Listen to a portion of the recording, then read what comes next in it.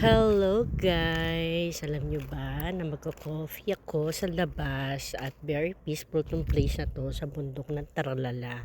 Napaka fresh air, magkakaroon ka ng peace of mind, no, 'di ba?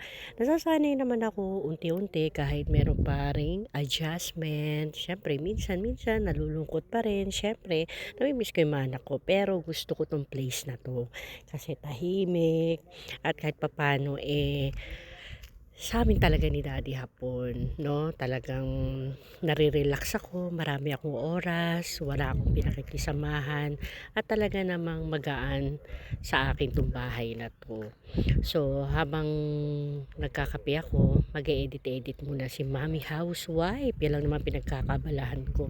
At siyempre hindi mahirap ang buhay dito kasi naman good provider naman si daddy hapon.